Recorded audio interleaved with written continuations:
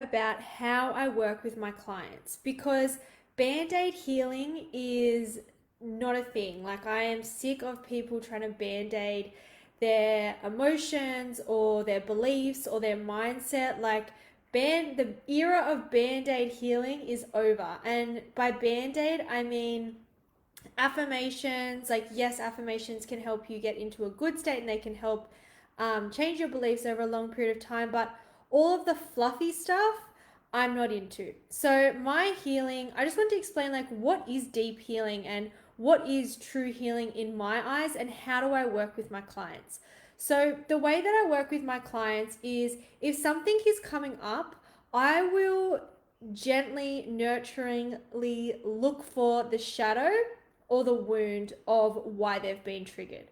So, for example, if you're trying to like blame someone else about why you're feeling angry or whatever they did to you, I will straight away turn around and go, what is the shadow or what's the wound for you? Because if there was no unhealed belief, emotion, loop in your nervous system, you wouldn't be triggered.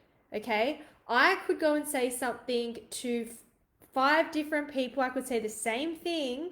Like, I'm going to use a really bad example, but I could say to someone, like, you're ugly. And I could say that to five people. Now, every one of those five people is going to respond differently. They're going to have a different belief about it. They're going to have a different emotion come up, whether it's anger, sadness, whatever, based on their internal belief system.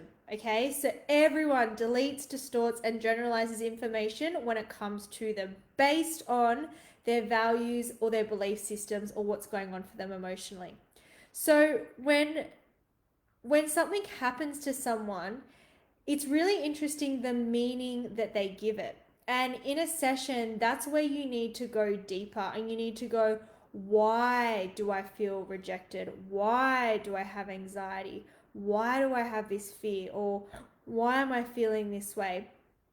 And it's especially true if you start blaming somebody else. So if someone comes to me and is talking about their partner and how exhausted their partner's making them, or how exhausted whatever is making them, I will say to them, but no one or no thing can make you exhausted. No one can make you angry or make you sad or make you anxious.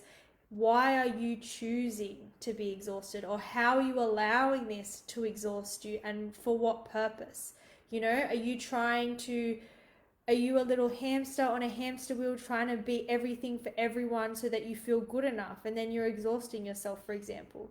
And these are really confronting things to deal with. It is not easy to do shadow work. Shadow work is looking at the parts of ourselves that we don't like about ourselves and admitting those little ego thoughts that we have, or like, part of me feels like I'm better than them, or part of me, you know, whatever, like that is your shadow, like, or aka your ego, those parts of ourselves that we need to accept, but first of all we need to admit actually exist, so that we can work on those parts of you. But also looking at the purpose of your ego, the purpose of your shadow, instead of judging it.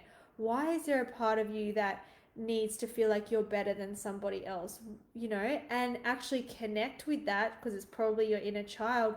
Connect with that part of you, and then start to accept all of those parts of you. Because once you actually connect and accept, then usually that part of you falls away because it's no longer needed, and you won't be triggered the same way.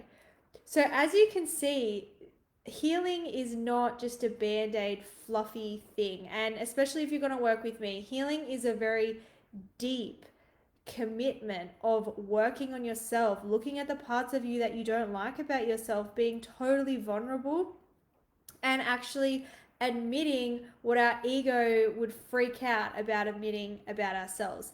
But it is so liberating and it is so freeing if you actually start to look at the shadow, which is the parts of ourselves we don't like, and looking at the wounding. Like, what is the wound? Is there a little part of us that's this little rejected we feel rejected, so that's why we're acting out, or that's why we have this emotion. So one way that you can start doing this on your own is actually start journaling. So if something triggers you or something makes you feel anxious, start writing down, I feel, and then I think, and then start looking at what is triggered this emotion. Is it because has someone rejected you? Has someone done something to you? And what is that brought up in you? And start to have a look and start to analyze, like, why am I doing this? What's the purpose of this? What's the purpose of my ego? What's the purpose of my shadow? Because most of the time it's actually trying to protect you. It's trying to protect you from actually being vulnerable, and it thinks that it's doing the right thing by doing this. So I just wanted to jump on today to share this, to kind of put it a little bit in your face about maybe how you can start to do that deeper level of healing and what it actually looks like, because it's definitely not for the faint-hearted, and it's definitely not for everyone to do this deep level of work. But I can tell you that this is where the magic happens. When you go deep, when you really look at yourself, and when you're really ready to accept all of you, this is when the transformation happens, and this is when you truly, truly become unstoppable.